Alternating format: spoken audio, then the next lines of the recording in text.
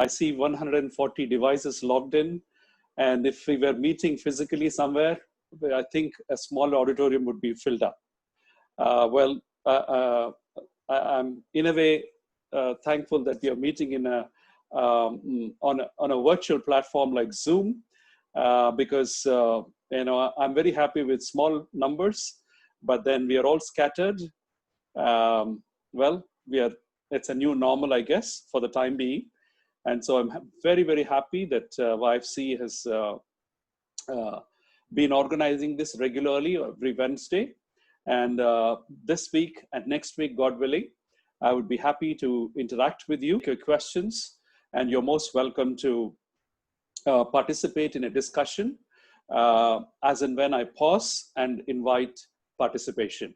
So I don't want it to be a one-way street monologue. I'll pause at certain intervals so that you can participate. So during this corona virus times or pandemic times, we are all locked up, a lot of restrictions, and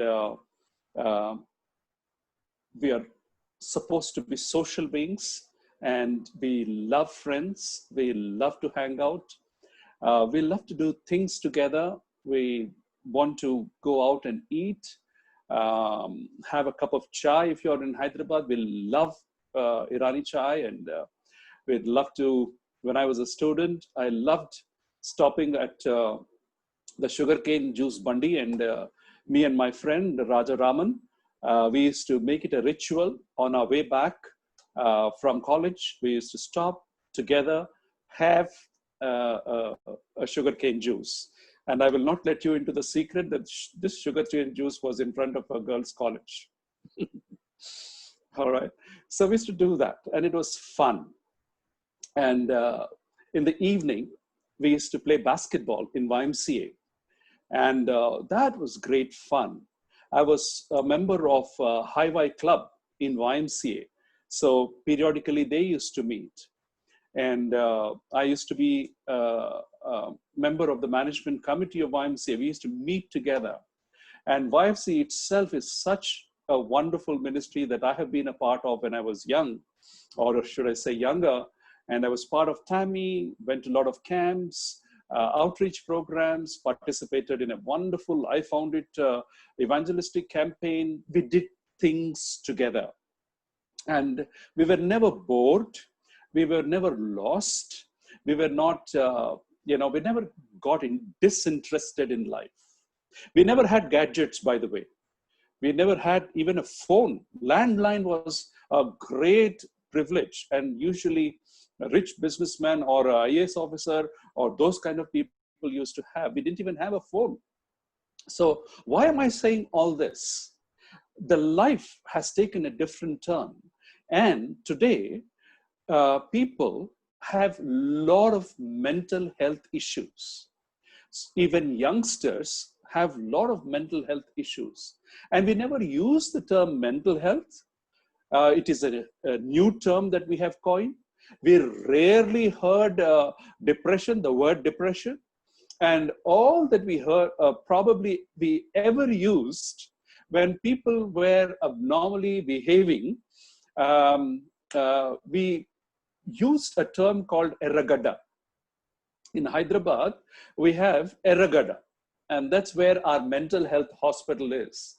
And, anytime anybody spoke anything crazy, we said, do you want to go to erragada? Now I know in Chennai, there is Kilpok, like Lucknow, you have Nur Manzil, each city has its own mental health institution. And that's the closest that we ever came to mental health, because life was easy, slow, and fun. Today, life is difficult, fast, and stressful. Life was slow, easy, and fun. Now, life is fast, tough, and a lot stressful. So life is different. So we are more talking about mental health issues. Added to that, and all this I said was even pre-corona times. All that I've said is before the pandemic. But once the pandemic has kicked in, we didn't know what hit us.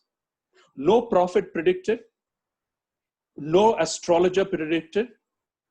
God had a surgical strike on the entire humanity. And it is like a wake-up call if you take it in the good sense and in its right sense. Otherwise, people are going crazy because they are not able to do things as they wanted. They're locked up in four walls. They're not able to go out and meet people and do things normally. And what was earlier fast life, tough life, and stressful life, add to that a portion of madness. I don't know what you describe it as. We are pulling our hair and we don't know how to handle the new normal. But thank God that we are slowly adapting it and we are able to talk like this, interact like this, virtually. Praise God for technology. And God never ever leaves us without a cushion on which we could fall and make that fall light for us. But more than that, I believe we need to be smart and be able to take the bull by its horns, as it were, and turn this crisis into an opportunity to be able to continue to grow in the Lord, to be able to continue to enjoy our fellowship with the Lord and with one another in creative ways. And that is the first step for continuing to enjoy a good mental health status, a good mental health state for each one of us. What is that? Let me put it again. Adapt to the situation. Don't crib, complain, and say, oh my goodness, what is this? Don't crib and complain, but adapt, become creative, and seek the Lord and continue to enjoy a good mental health. So we are here today with the first session on understanding depression. And next week, in the second session, we will look at how to overcome that. And I would also go on a step further and said how to prevent even suicide. Because when depression goes unchecked, a consequence of that is likely to be suicide. I'm using my words very carefully. Don't misquote me. When depression goes unchecked, especially a intense depression, when a depression goes unchecked, it is likely that it could lead to suicide. And therefore, understanding and preventing is helpful. And when we are not able to prevent, how to handle and overcome. And fourthly, how to make sure that nobody goes down the road of hopelessness and suicide. So with those opening remarks, I'd just like to share my screen and make a presentation on the first part of understanding depression.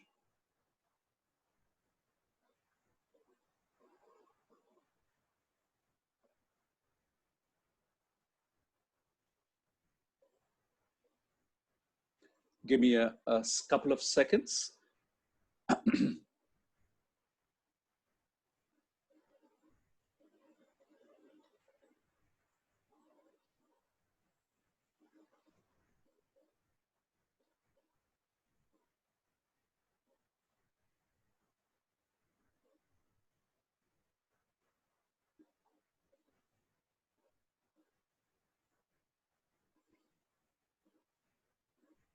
Okay, I got it.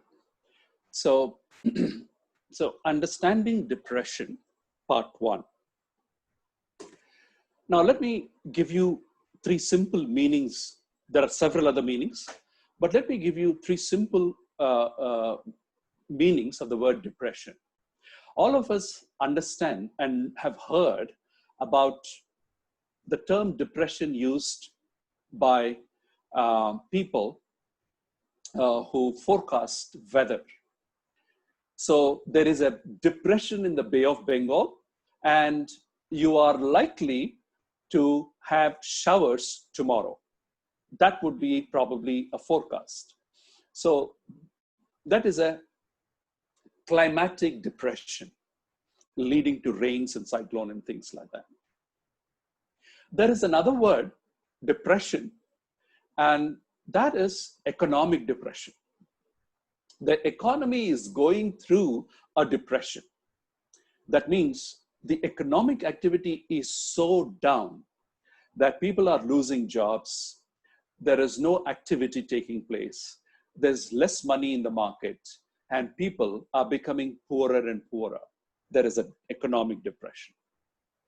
And thirdly, a general word of depression in a geographical term is there is a depression in a plateau. All right. So we use it in depression in several ways. But in the field of mental health, the word depression has a very, very unique meaning. And we must not use this word carelessly, because once you call a person, "Arey, wo depressed hai re," that fellow is depressed, is gone case. Never ever use those terms loosely, because once you label a person in mental health field, especially among friends and things like that, there's a lot of stigma that is attached. That also we have to undo. So we must understand depression for what it is and use it very carefully, only for the benefit of the people and not carelessly, flippantly, which can harm a person's mental health. So what is depression?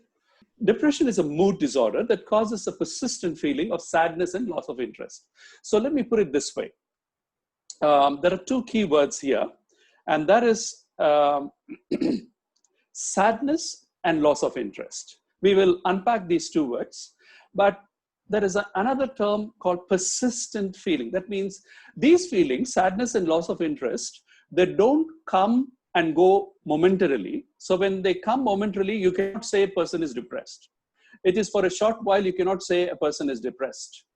It must persist for a long time. I will also tell you how long, when a person is going through a real depression. So depression is a mood disorder. So let me introduce you to the next term, mood. Now, what is a normal mood? Let's say you got up, had a good sleep, and you got up, it is a bright morning, and mom has made a fantastic breakfast, and everything is going on well. How do you feel? You feel really happy. That's a normal mood. Well, you went to college, the teacher has given you that, surprise test results, and you have not done well. So you realize that your marks are less and you are disappointed. So there is a definite relationship between marks and your mood, a great beginning to a day and a great breakfast and your mood, and you're passing through these moods without a major problem. So after the test, what do you say? Well, I will work hard next time. I will not allow anything to disturb me, and I'm going to attempt it. And you're back to normal mode. So you see, when you go through these waves, it is natural and you are in a normal mode. But what is an abnormal mood? Abnormal mood could be a result of things that have gone seriously wrong in your life, and they are not like this, but they're like this. And you stay down there in a low mood, in a depressed mood for a long time. So that is an abnormal mood. Or sometimes everything is going on well in your life, but you're not feeling good. You have great parents and you have a wonderful home, You have everything that you can ask for, but you are going through a sad mood. You are disinterested in life. And therefore, it is called an abnormal mood. That means there is no consistency. There is no correlation between what is happening in your life and the mood that you are experiencing. So both could happen. Your moods could be low for right reason, but they are deep and for a long time. And the second thing is abnormal mood is there is no correlation between what is happening in your life and what you're experiencing. Even though things are happening well and there's no major problem, you are going through a persistent mood. So people who are doing extremely well in academics can go through depression. People who are very talented can go through low moods. People who are beautiful and handsome, they can go through low moods. And I know that you're recalling people who have gone through depression. So I want you to understand normal mood and abnormal mood. So what is depression? Depression is a mood disorder. When I'm no longer going through life with normal moods, but I'm going through abnormal moods. No correlation between what is happening in my life. Actually, I should be feeling happy, but I'm not feeling happy. Actually, I should be feeling sad. I'm in a euphoria. That is also not good. So depression is a mood disorder that causes a persistent feeling. This kind of abnormal mood persists for quite some time, resulting, persistent feeling, resulting or indicated by sadness and loss of interest. So these kind of persistent feelings indicated by sadness and loss of interest. So just to simplify all that, persistent abnormal mood is an indication of depression. Persistent abnormal mood is an indication of depression. So some people will ask, how long?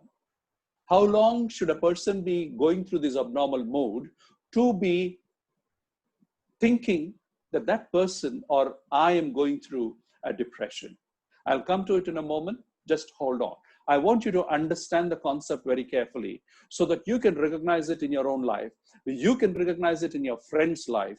You can recognize it among your family members, and you can be a great help for people who are going through depression. Or when there is an onset of depression, that means beginning of depression. All right. So let me go on to the next slide. What are the signs of depression? Okay, but let me just pause here so that this is very important, and let me know if this is clear. So I'll stop share here, and if anybody would like to ask a question or quickly, I don't know if chat is permitted, but if you are not clear, just let me know and I can explain it. So anybody who is not clear on this terminology and concept and understanding?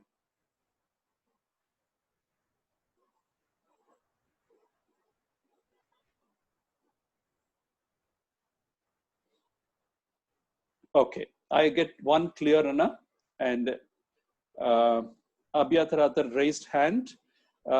Abhyatar Arthur, please, would you want to type your comment or ask? Uncle, can you hear me? Yes, Abhyatar, go ahead.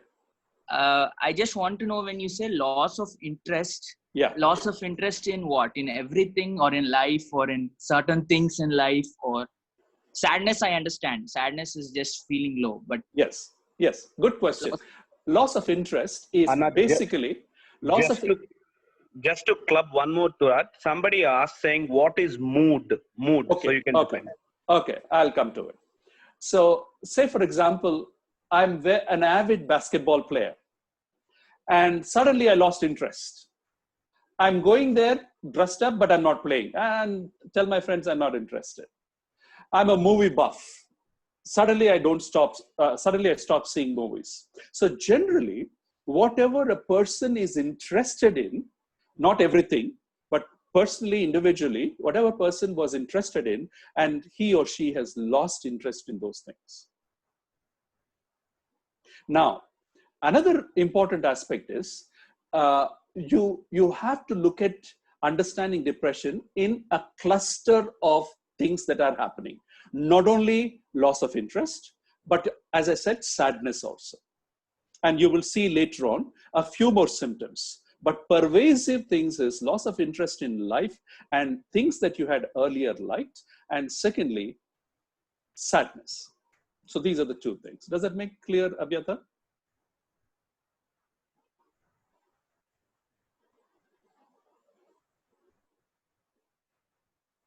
Okay.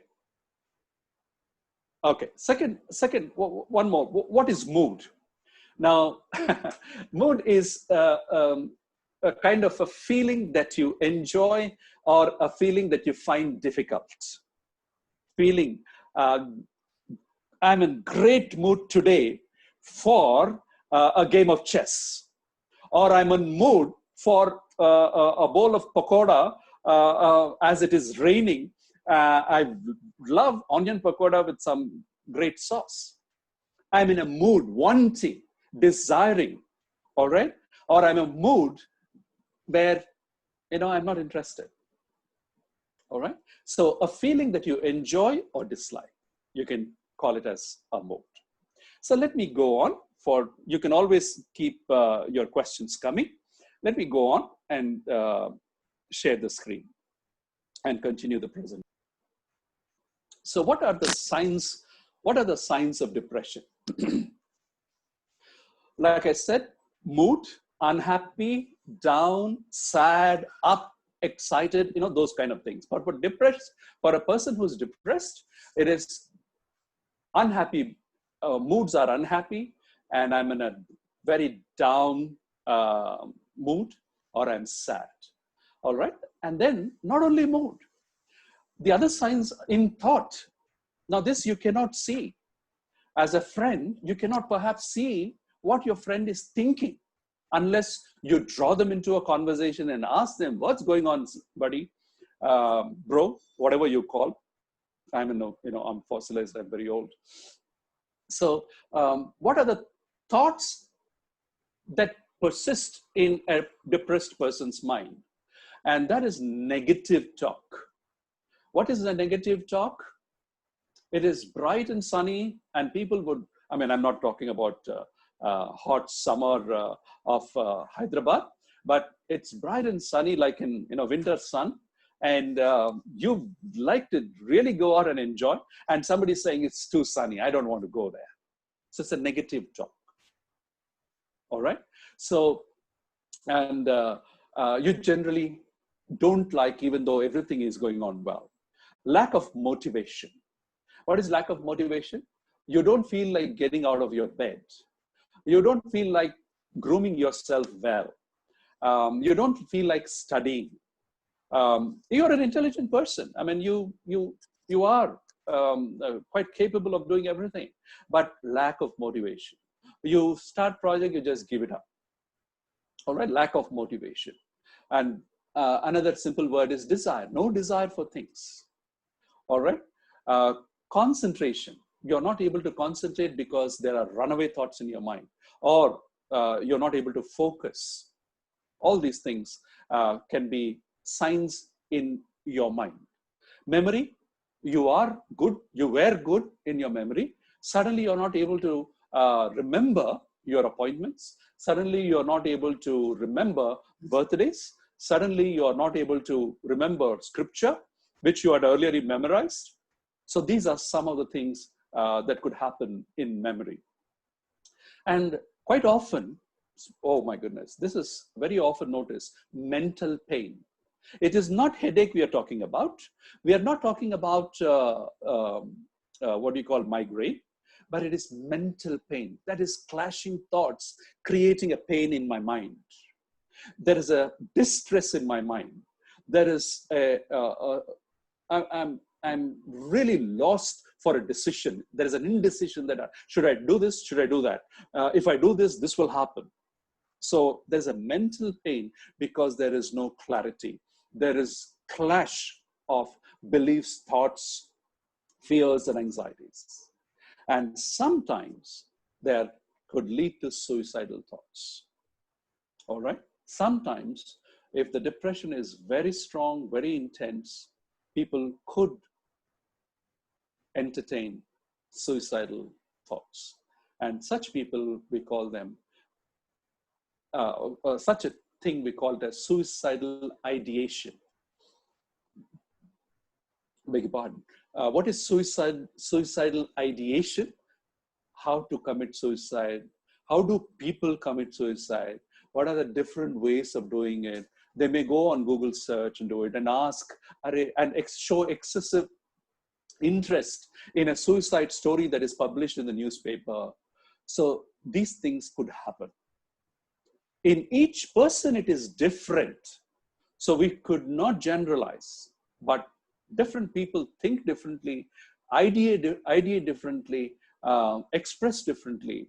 So these are some of the signs in your thinking you can examine. Perhaps you're not able to see these in your friends' thinking because thoughts, unless they are expressed, you do not know. But you yourself can understand, am I becoming suddenly negative? Suddenly have I lost motivation and desire in life? Am I losing concentration continuously?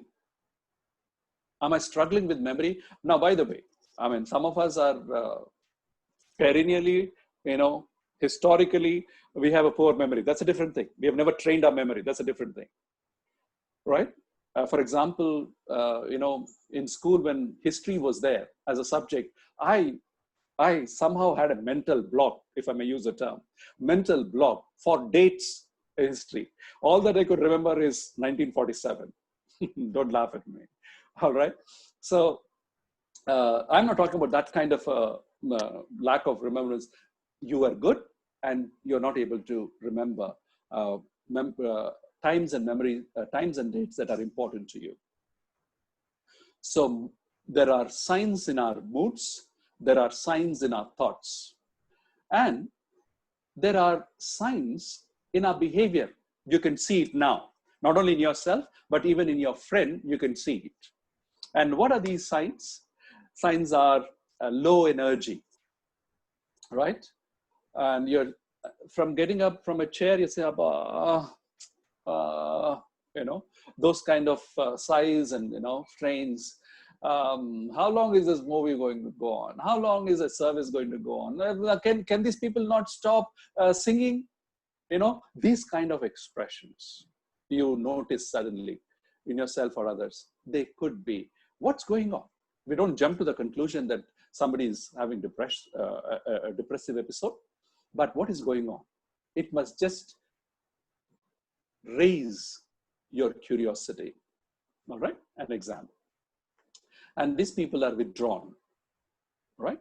And then neglect their grooming, neglect their appetite, eating habits, studies, and everything about themselves. They neglect. And then they're agitated, all right? Restless, irritable, agitated. And sometimes they are given to self-harm. They cut their forearms, wrists, and things like that. They cause harm to themselves.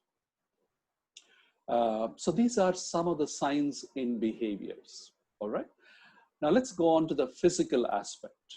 That is our physiology, or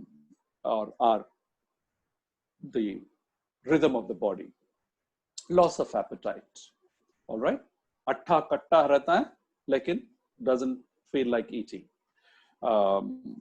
Does some work, doesn't feel like eating. I'm not hungry, all right? Otherwise, other things are okay, but not hungry. Loss of appetite.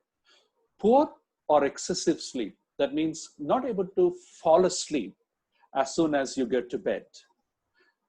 Sleep experts say that 5 to 15 minutes is a normal time to fall asleep once you get onto the bed. But you can't sleep half an hour Half an hour is okay. 1 hour, 2 hours after getting to bed, then it is an indication, one of the possible indications. All right. And these are persistent. It is happening over a period of time. And well, you have tried everything. We will talk about, how to improve sleep. Tried everything, a good warm bath or an ambient temperature bath, and then a fresh linen on your beds and nice temperature in your room, and so on and so forth, but still you're not able to fall asleep. That's one of the indications. And then weight loss, because you're not eating, you're not sleeping, etc. Sometimes lack of sleep can actually add weight. That's a different aspect, but you're losing weight because no appetite, no food, no nutrition. And psychosomatic aches, neck pain, or this shoulder pain, or lower back pain. These are some of the psychosomatic pains which are also possible indicators of depression, because something is really going on here and they manifest, that is manifested in physical pain. So this is another indication. And lastly, anxiety, fears, tension, uncertainty, indecisiveness. All right. Now, uncertainty of what? Am I going to have exams or not? Uncertainty now, exams is almost more or less resolved. Uncertainty of what? Is the academic year going to start? And will I actually have classes? Or this year, 2021, all classes will be online? I don't know. Uncertainty. And I just finished, I know a young boy, son of my colleague. He has joined a wonderful college. He finished his 10th. He joined his college, intermediate first year or 11th standard. It's a college. Intermediate is junior college for us in Hyderabad. Now I was recalling, my goodness, if I finish my 10th and I'm going to college, I am all excited because for the first time I will be going to an educational institution without a school uniform. And I would be pestering my mom for all good clothes to show off and to meet new friends. And how is it going to be when I'm going to go on online classes? Uncertainty. Will I have proper college or not? Uncertain. Some of you are employed. Will I have my job? Will I not have my job? Now, these are genuine. But some of these anxieties are heightened, irrational, unreasonable, and they persist for a long time, and you're not able to adapt it, then it can be indicative of depression. All right? So these are, in different areas, some of the signs of depression. So let me stop here, stop sharing, and ask if you're clear on this, and do you have any questions or comments to make, please do so.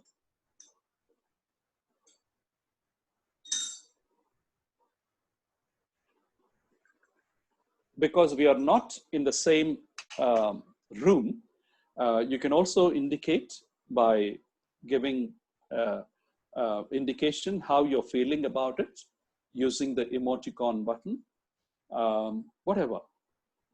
All right. Okay, one of the points that has come is Anna once again explain about uncertainty. Now, lot of things are uncertain in our life. That's not a problem. I'm not saying that that is a sign of depression, but if I am responding to the uncertain situations with an abnormal mood, then that is an indication of getting depressed. I'm not yet announcing that you are having a major depressive disorder.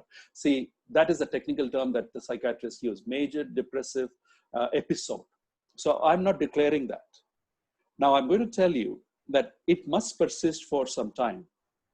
If the suspense is too killing, it must be at least for 2 weeks to 1 month, and then seek professional help. I'm coming to that in the next presentation. All right. I hope that is clear about uncertainty. All right. One of the things is, Anna, how is it possible you see all these things and also after a few days, you feel happy, blessed, and later it's the same thing, lack of motivation? Yes, I think when you are happy and feel blessed, my wife calls something like this as soda bottle inspiration. And what is soda bottle inspiration? It is a short-lived motivation. Tus. You know, we used to have soda bottle. You press the marble down and it makes some noise. After that, all the fizz is gone. Not like our Sprite bottles, which are full of fizz. So quite a few Christians go through this short-lived motivation, soda bottle inspiration. And sometimes, honestly, quite a few Christians, they get that injection in the church service. And the whole week, they are not very happy. And when you are in the service and you come out and you have a great fellowship and you think you're on top of the world. But Monday comes and we have not translated that faith, that fellowship that we find in the church to sustain us, translate it and sustain us in real terms when we get back to ground zero and reality. So I want you to remember that. And we will see some ways how that could happen. So yes, we are very happy when we are with like-minded people and we are having great fun at somebody's expense because your parents have sent you to that youth fellowship. Your parents have sent you and make your life wonderful. But ultimately, to sustain it, you have to put in that effort. You have to put in that effort. All right?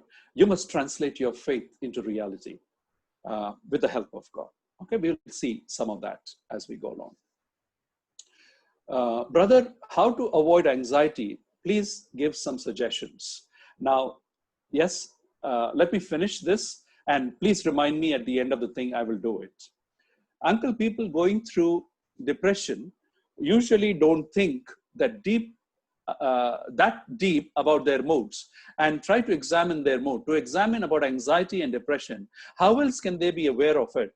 Or is it also that people going through depression can actually examine?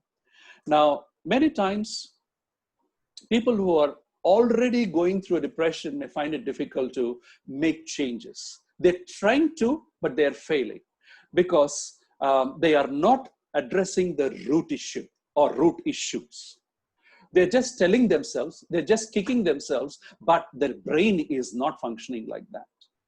Because they're not addressed their issues. Or sometimes, I'm going to come to it, there could be a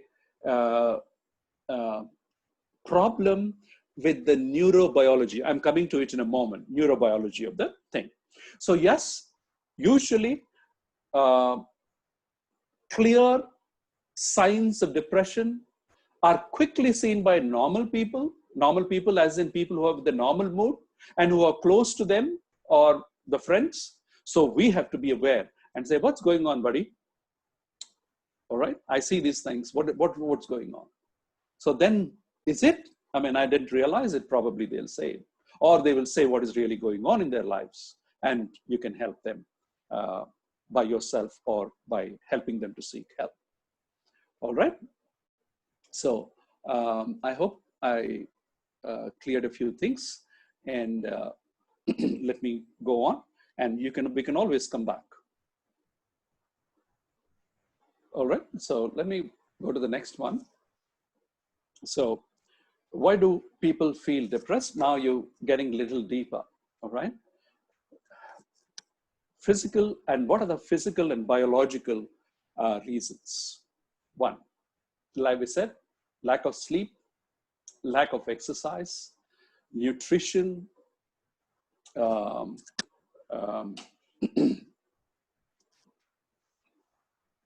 nutrition, Then some types of illness or health conditions like hypothyroidism, or where you just come from very, very strong infection like TB and things like that. Any major sickness also can set in depression. So physical and biological. Second one is postnatal depression. When a mother gives birth to a baby, soon after delivery, a mother can go through depression. It will usually set right on its own, but some attention and some interventions can be given.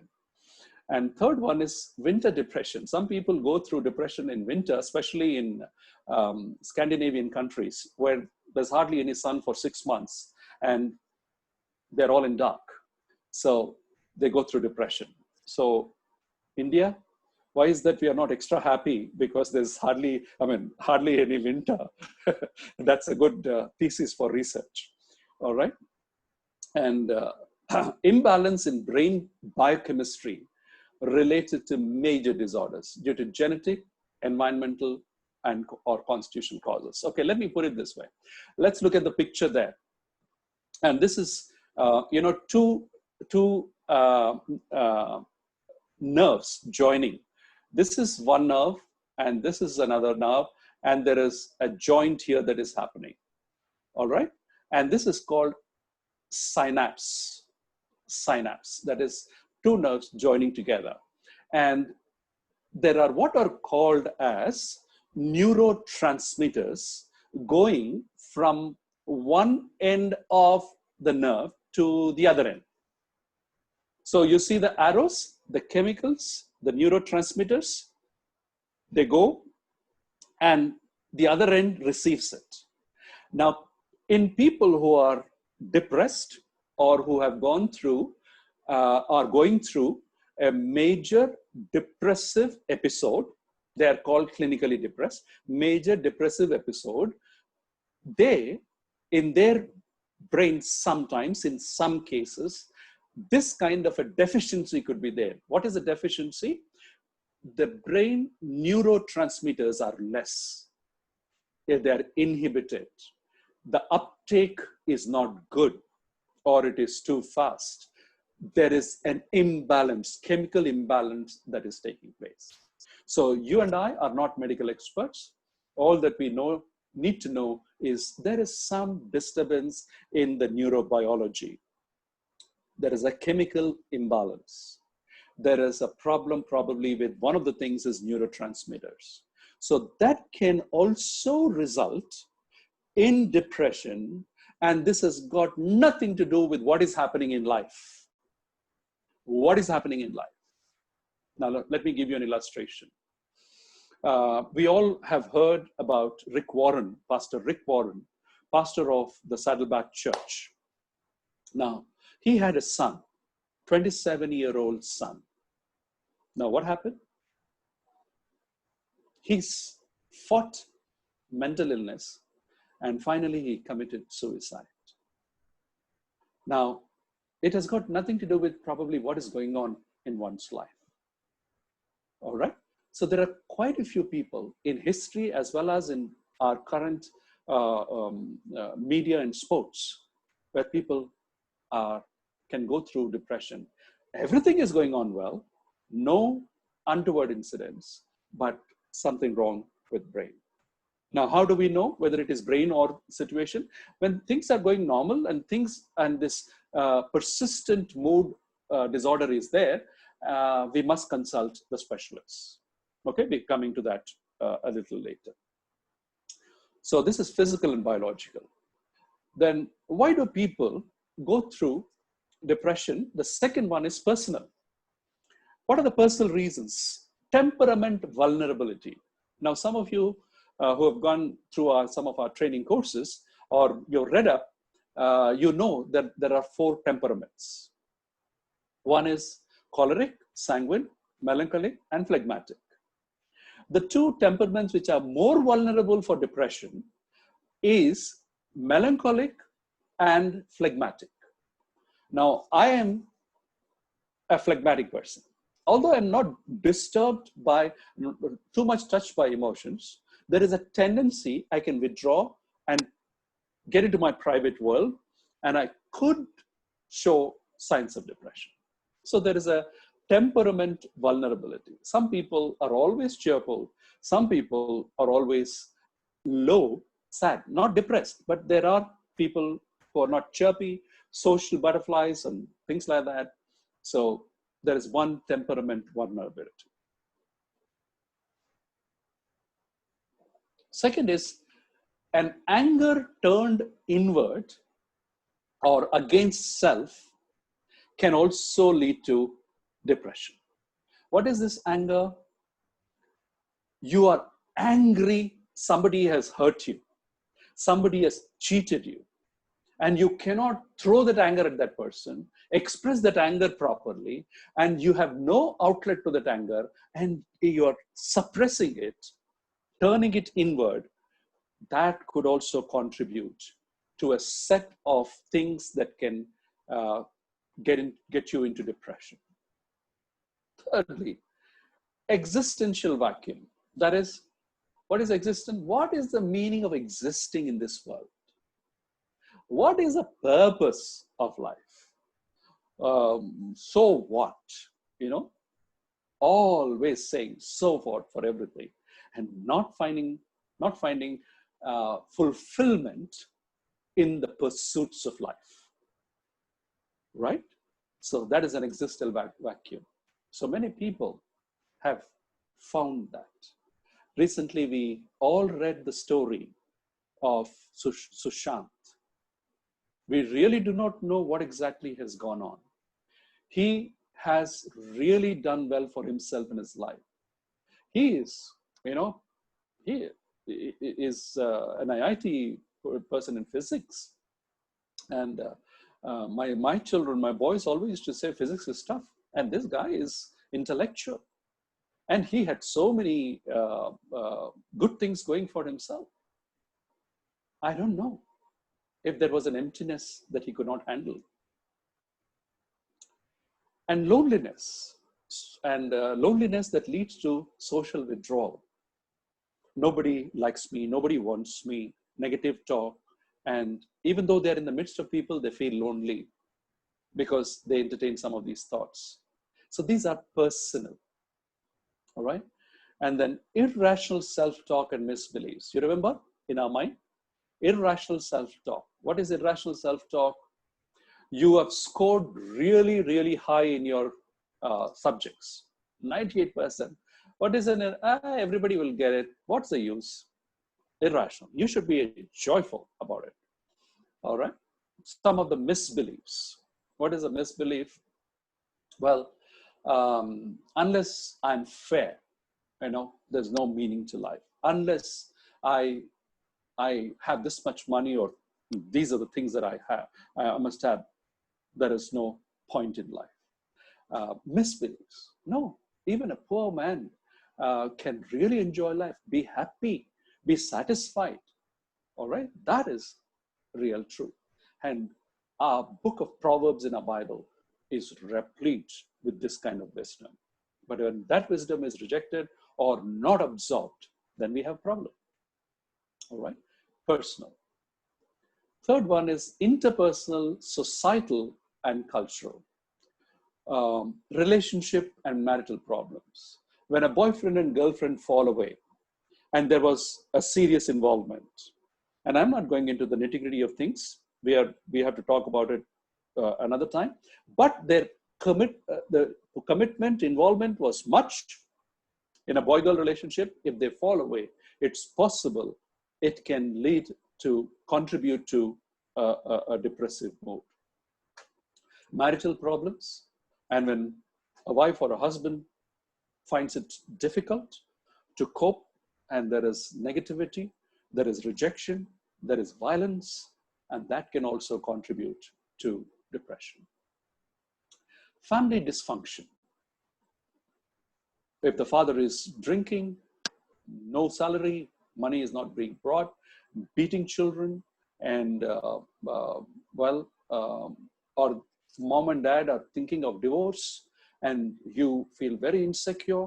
So there is a dysfunction, there is an insecurity, and often communication breakdown happens between parents and children, among parents.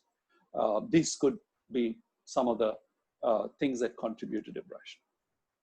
Domestic violence, yes, and I would just skip that. Political unrest, recession, poverty, modernization, all these things can lead to or contribute to depressed moods. And how does modernization do it? What has modernization done to us? If you remember my opening remarks, modernization has alienated us. It takes a lot of effort to stay connected at a heart level. We are connected through gadgets. We are connected over virtual world. But to be connected at a heart level requires a certain amount of no technology connections at a very, very personal level. So sometimes modernization can make our life very clinically sterile. Clinically sterile. There's no joy. There's no life. All right? So, interpersonal. Now, I'll stop there and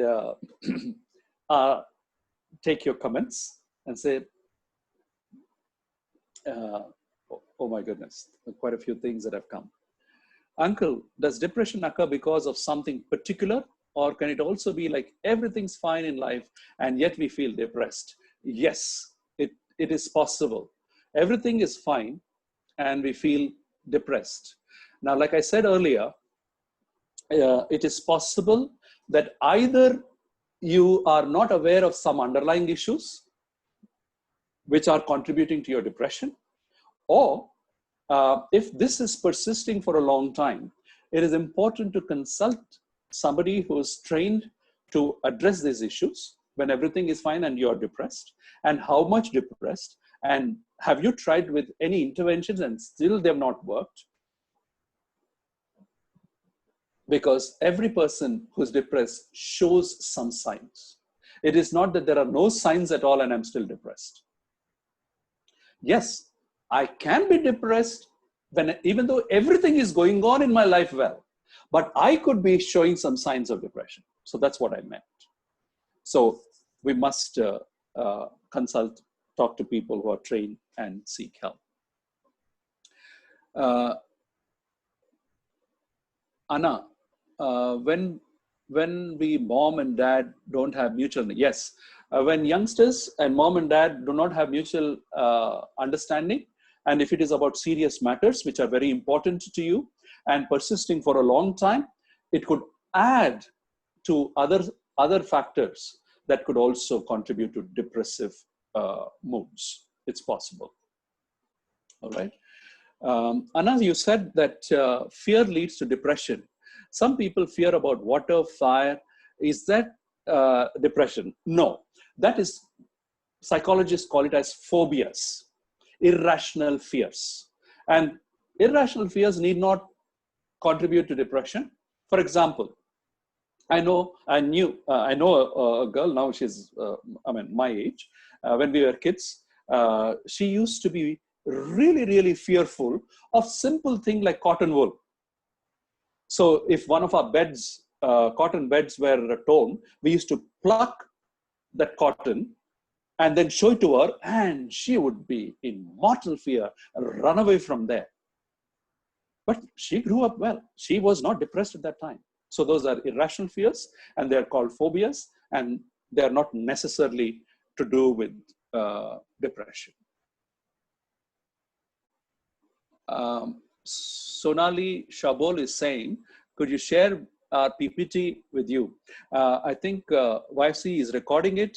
Please ask them for that, and you may have everything. And Uncle, people who deal with depression say they can't express or talk about it. How do we be there for them and try to understand them and be there for them? Yes, two things you could do. One is let them know and assure them that you're there at any time they want to open up and talk, you're there.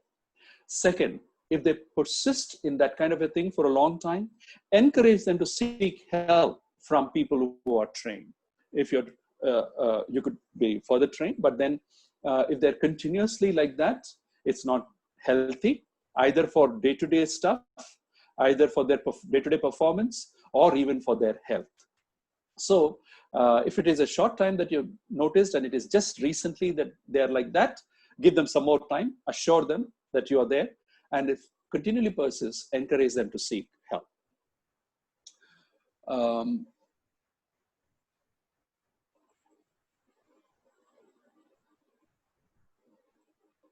Could you please explain more on postnatal depression? I would please forgive me for that. The age group that I'm addressing right now are not there, so I will not invest my time here, but we can do it offline at any time. Okay.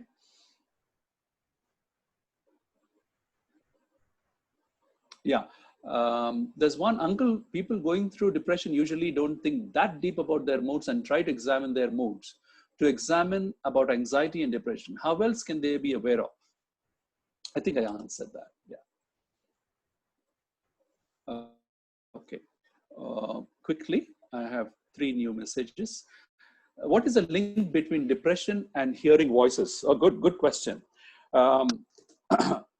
Hearing voices is hallucination, and it could be a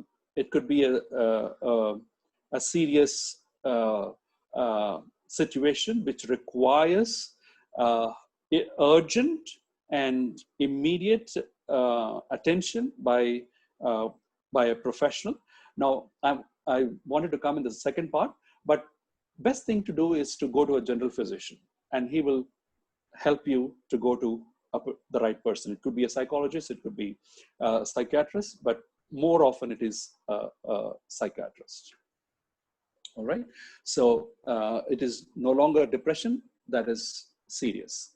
It must, if you're constantly hearing voices that you cannot explain and they persist, then you need to seek help.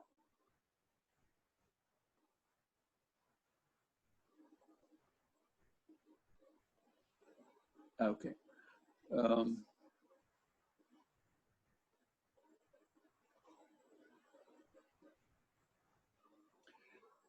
Is OCD a serious issue? Yes. Depends on how. Now, always remember, whatever all of us, all of us are mad to this extent. Somebody said, we are all fools for 5 minutes in a day. Okay. Sometimes we act irrationally. Sometimes we act totally contrary to our beliefs. It's sad. Sometimes it is serious. Sometimes it is even immoral. Sometimes it is silly. We shouldn't be eating ice cream when we have a bad cold. Then we still eat. It is, either you are impetuous, or you're impulsive, or you're irrational. All right? These kind of things happen. But that is, if it is one-off kind of a thing, it will not lead you to a problem.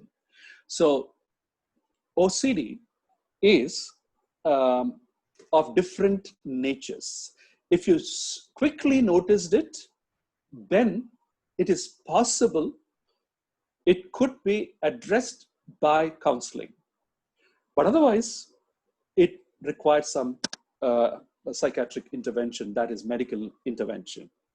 For heaven's sake, when somebody says psychiatric intervention or consultation, do not add attach any stigma to it. When you have a headache, you take a tablet. When you have emotional pain or a mental pain, you need a mental tablet. That's all. That person can face life, just like Deepika Padukone perhaps is doing it. It's all right to take a medication. How many millions of people take diabetes medication, blood pressure medication, or continuous, ongoing medication? Why do we attach the stigma to this? So There's a lot of research happen, a lot of advancement happen in medical research. Please do not attach any kind of stigma. All right. Now, you guys are asking big question, bipolar and schizophrenia and things like that. I don't want to scare you at this point of time. My objective is youngsters, be aware of some of these things.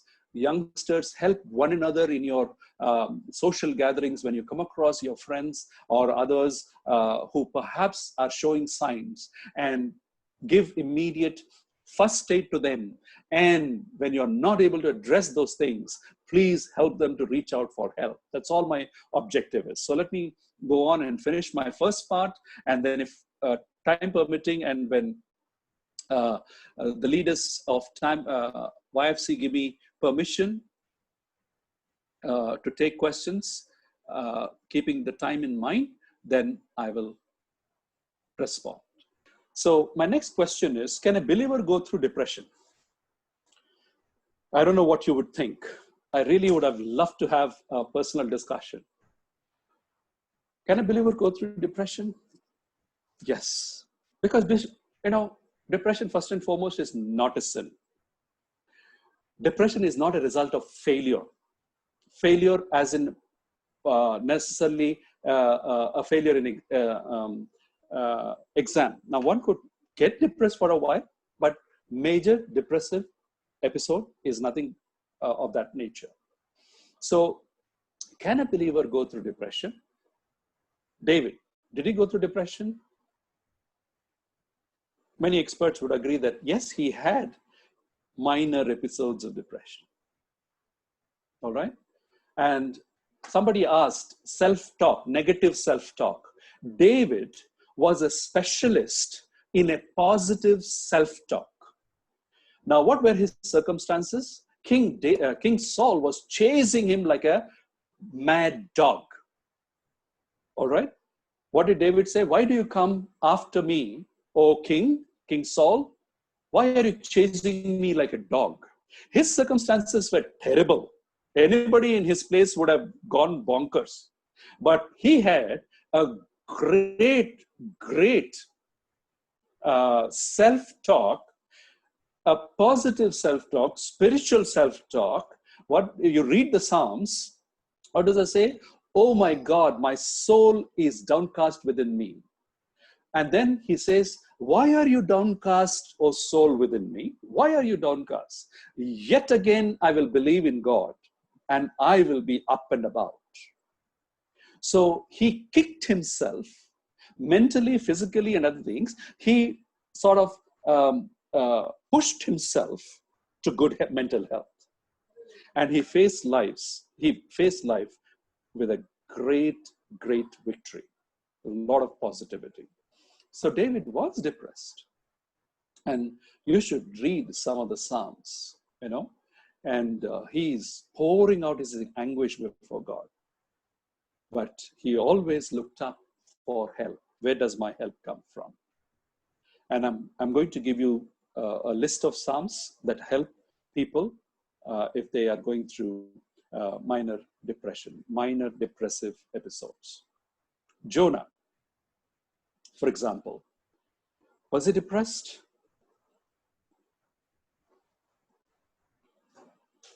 Was he depressed? Yes, Jonah was depressed.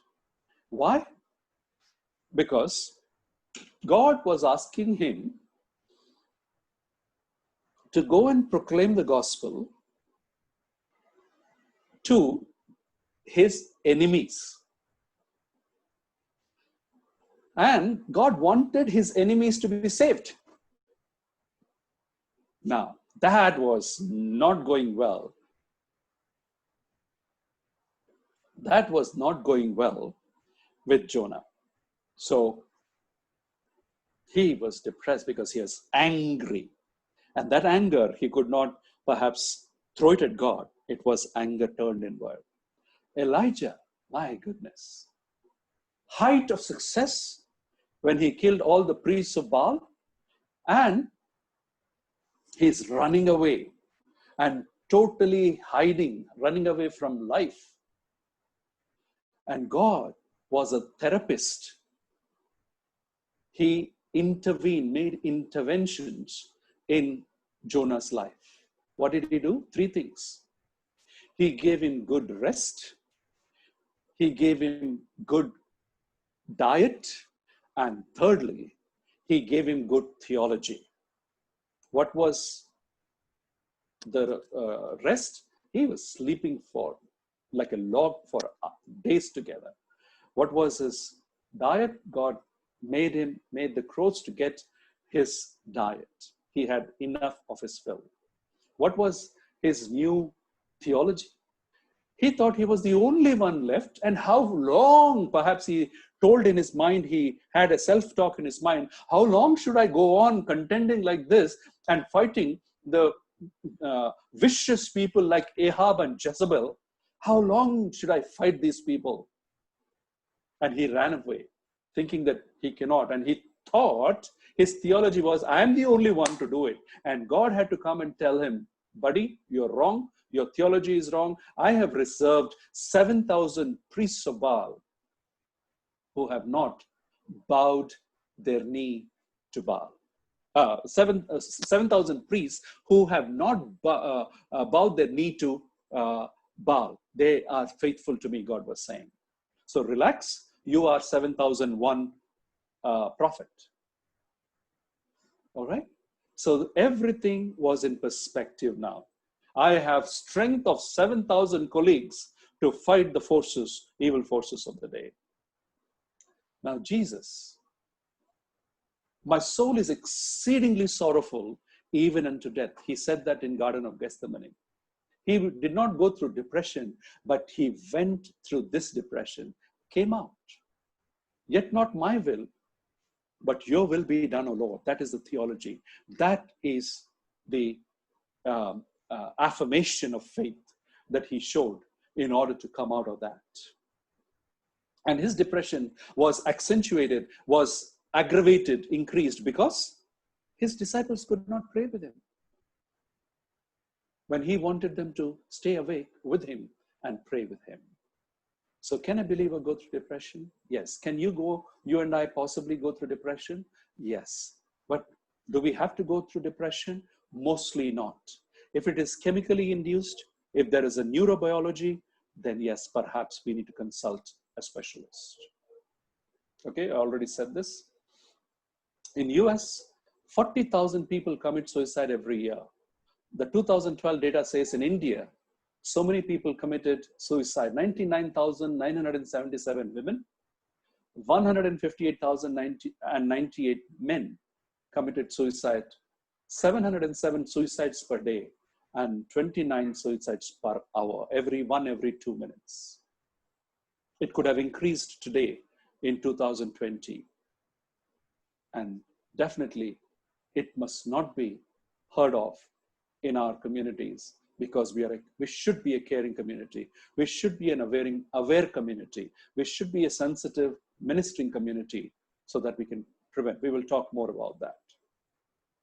All right.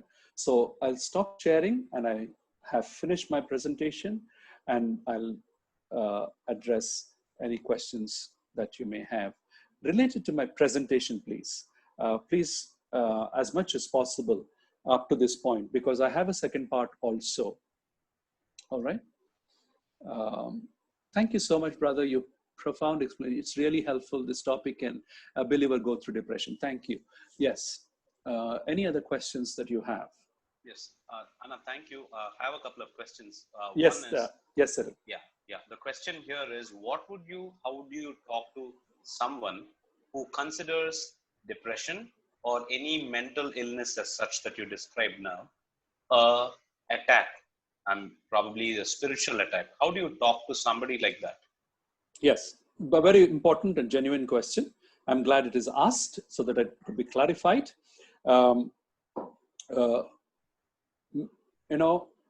When we did not understand the symptoms, when we did not understand many of the neurobiology things that have happened in our mind, for lack of understanding and explanation, we have termed them as cursed and possessed by evil spirits. Now, I would say you ask a person who is gifted with the gift of deliverance, they will tell you that there are definite signs that you can know when a person is possessed by an evil spirit. Now, when you do not see those symptoms, please treat it as a condition of the mind and the heart rather than a demonic activity. So please know what are the signs of a demonic attack. And when you do not see those signs in a person, then address it at an emotional, mental, and at a medical level. That should be your progress. I hope that is helpful. Cyril, next question, please. No, thank you. There's one more question here. We'd like you to answer this as well. The question is, how do you make parents understand that depression can lead you to commit suicide, especially when they think praying will heal depression? Good question. Why don't you all organize a program like this for parents?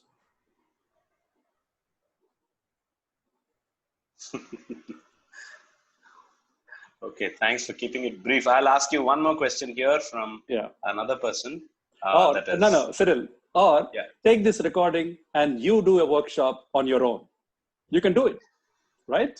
God willing, yes, in the future. Maybe we should. Maybe we should. Actually, that's a good point. All we definitely all the consider. Senior leaders who are now informed and trained, you must do it. Yes. Maybe, Anna, there's one more. Is it the onset of depression if we wake up after a good quality sleep, having low energy, almost like fatigue, unable to use time constructively, brackets to study, and perhaps would engage in watching movies, dramas, etc.? Yeah. You must be a rich father's kid.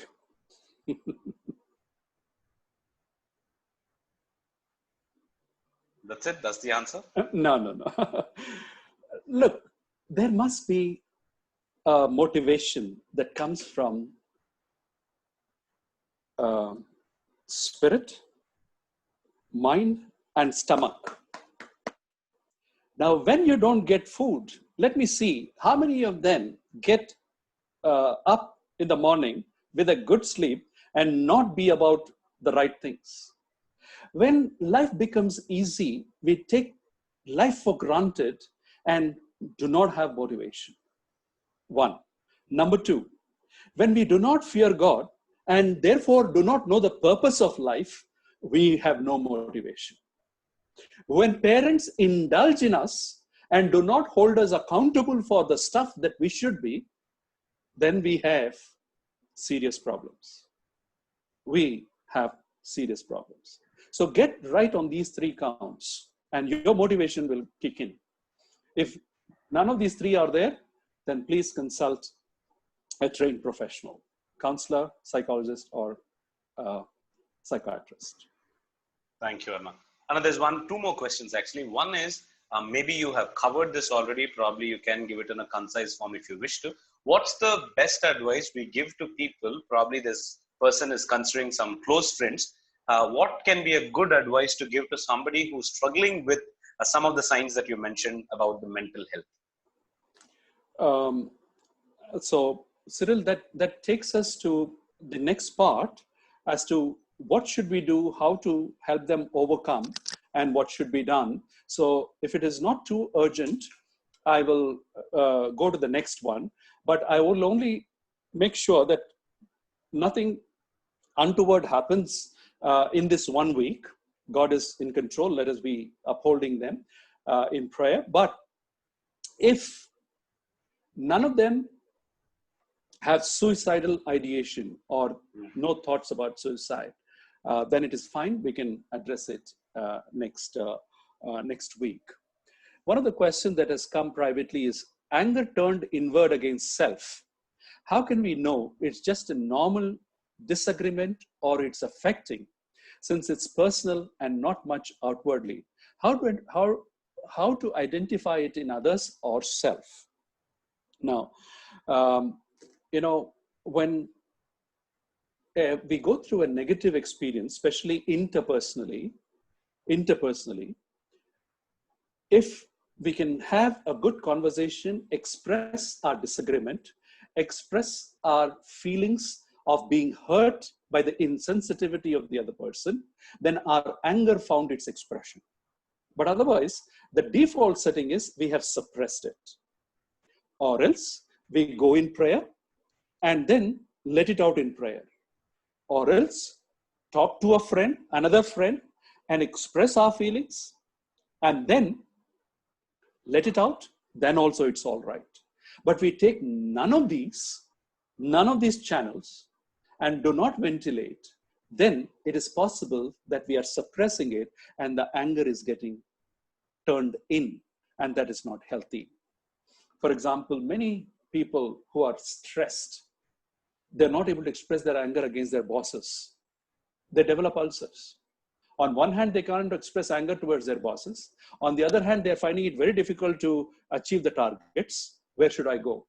On the other hand, I'm stressed where I will lose my promotion, where my colleagues will overtake me, where I will lose my job.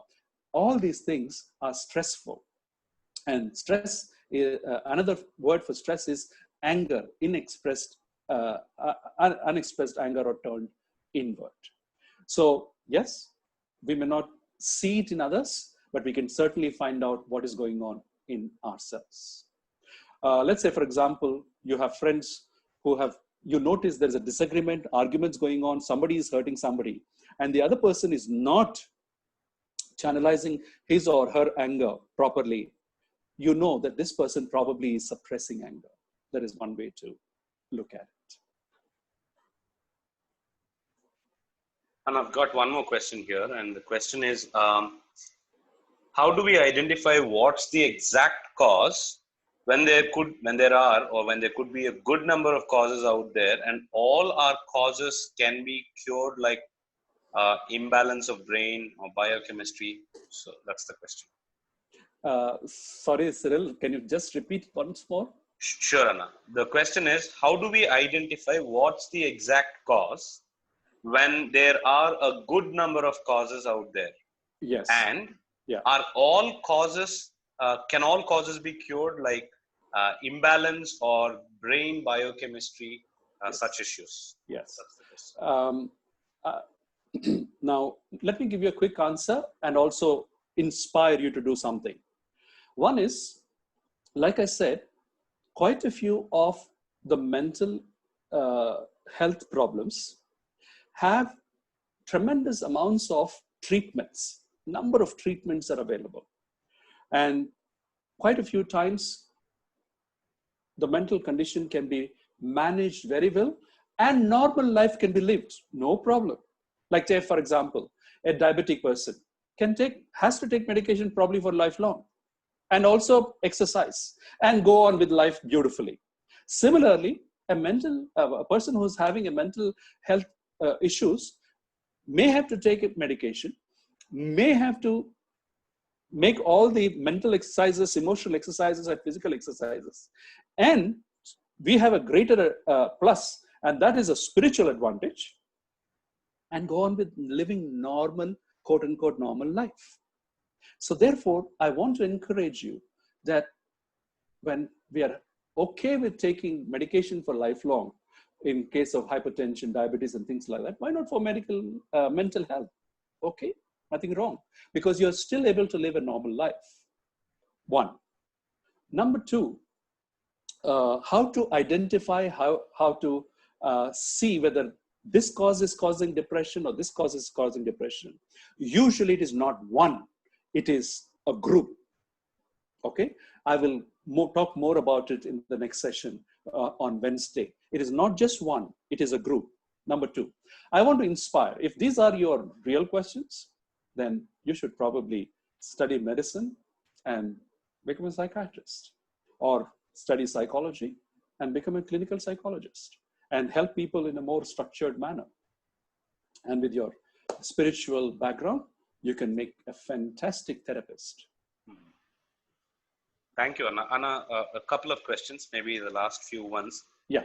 The question here is, if during depression, or if I'm in depression, probably that's what they meant, and we suddenly get up with evil dreams, and then there's a follow-up question by the same questioner, and what if probably this kind of thing causes suicidal thoughts in my mind?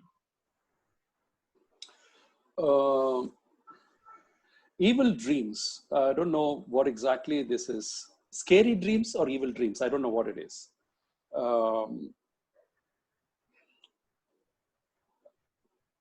Psychologists, experts, psychiatrists, trained professionals. I don't want to confuse you in these two terms.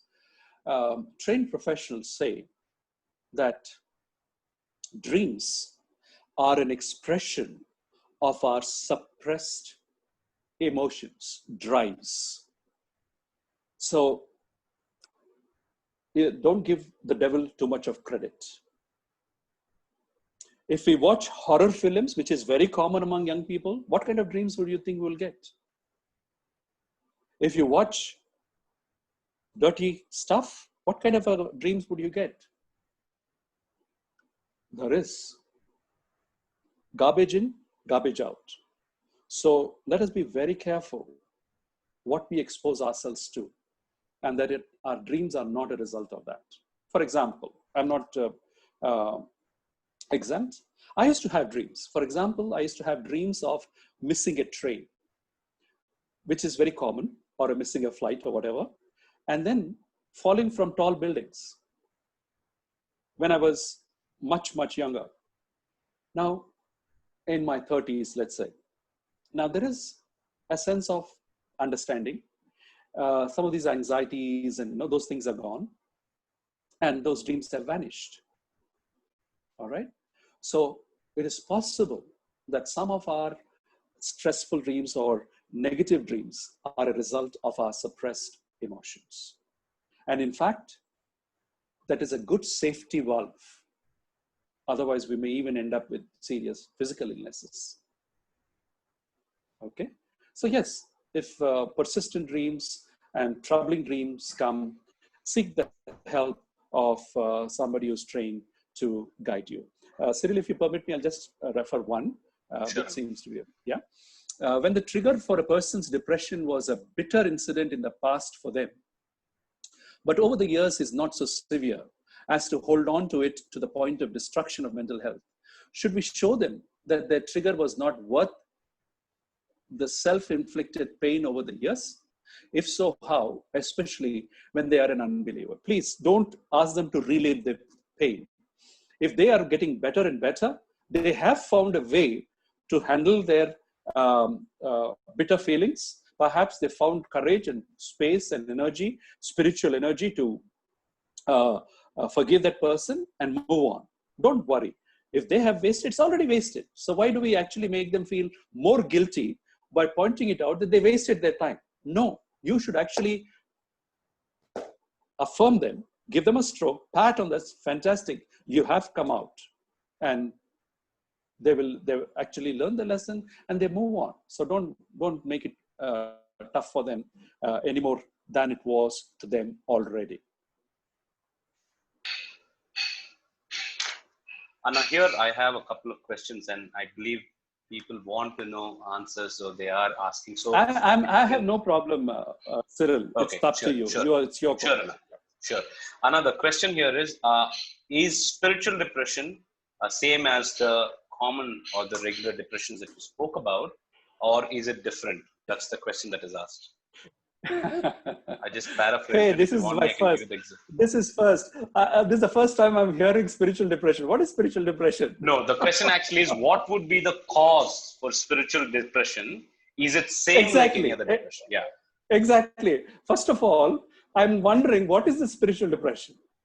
Depression is depression. What is the spiritual depression? So let me respond to the extent that in the way that I've understood. If you're thinking that when a spiritual man or woman feels depressed and you call it spiritual depression, no, that's not true. And when a person who is not spiritual and he's going through depression, and that is normal depression, no. there is only one depression. It is common for everyone. Now, for example, pain. Okay, pain, physical pain. Is that pain Christian pain, spiritual pain, if it is for Christian or spiritual person, and it is a normal physical pain for the other?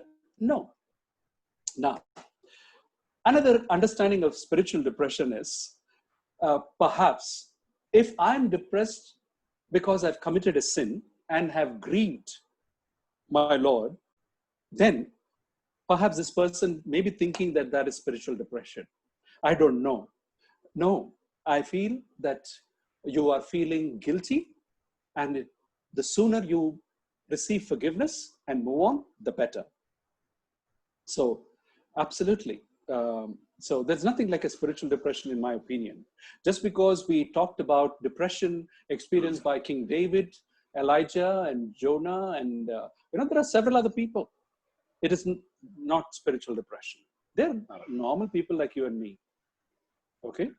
Right. So that's what I would like to say. Thank you. Anna, one more question here. Yeah. Is depression same between men and women, or is it different? And do they have different ways to deal with it? Okay. That's a very good question. As you have seen the statistics, more number of men died of suicide than women. Why? Because first and foremost, God, I think, has really blessed women with more capacity to take in, absorb emotional pain. Whereas men may not be so strong to absorb emotional pain. So that could be one reason why men go through depression and also reach out to suicide.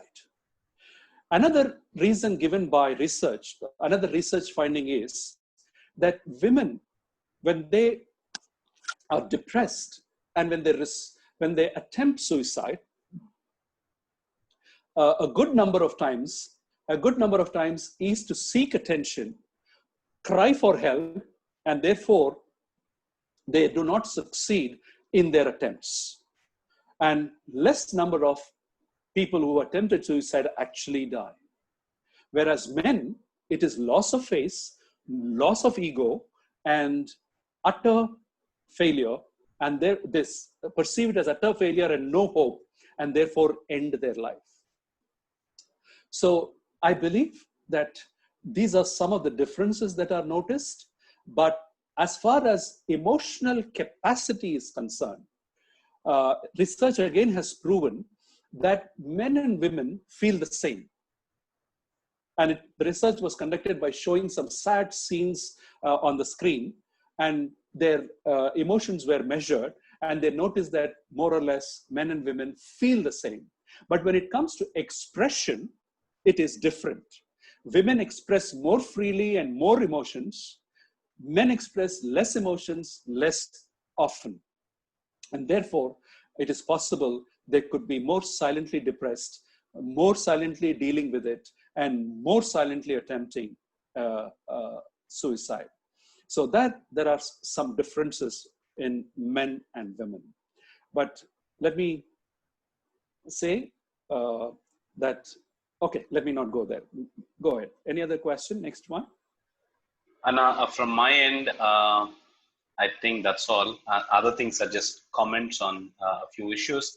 So if you have any questions, you can answer. Otherwise, yeah, I have one. That's a very important, good question.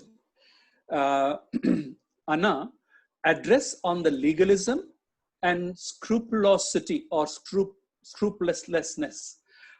Thoughts on it, Anna. I mean, follow-up question is thoughts on it.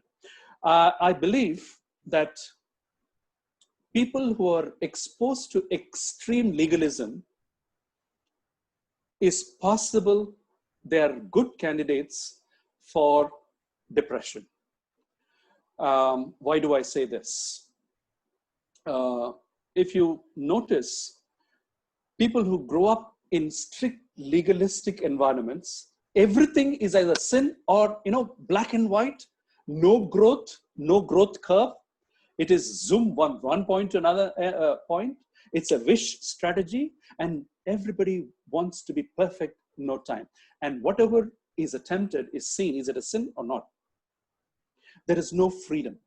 There's no grace. Full of legalism. So how do I feel? I feel totally condemned. And not only that you condemn me, I perceive that you are condemning me. I condemn myself about my own failures. I'm not giving myself any room to improve myself and grow. And therefore, depression sets in very easily. And I have noticed certain denominations in my counseling experience who have high legalism. There are some severe cases of depression and even, mental health issues. All right. All right. The follow-up question is, Anna, why is that men express less depression or emotion? Yeah, that's what I wanted to share. When a boy is growing, a tiny tot is growing, when this 2-year-old fellow falls on the ground and scrapes his knee, what does the mom say? Mom says, boys don't cry. Don't cry. Be bold. Be strong. And this goes on till we become adults. And when we become adults, and when there are circumstances that bring tears to us, we keep telling ourselves, I'm a man. I'm a bold man. I'm a he-man. I'm this man, that man, and no crying. So it is childhood scripting and forming that perhaps is the reason why we don't express emotion. Okay. Thank you. Anna, thank you so very much for fielding all the questions so very well. I know, friends, most of you must be having more questions, more thoughts on this. The reason we have arranged this is so that we would come back. We will come back next week. Anna will complete how to overcome depression. Most of you have asked a question if this recording will be shared. It will definitely be shared, and we will also talk to you about where we will share the link. But thanks for joining us. I'll just hand over the stage platform to Ebi and Anna. Thank you very much.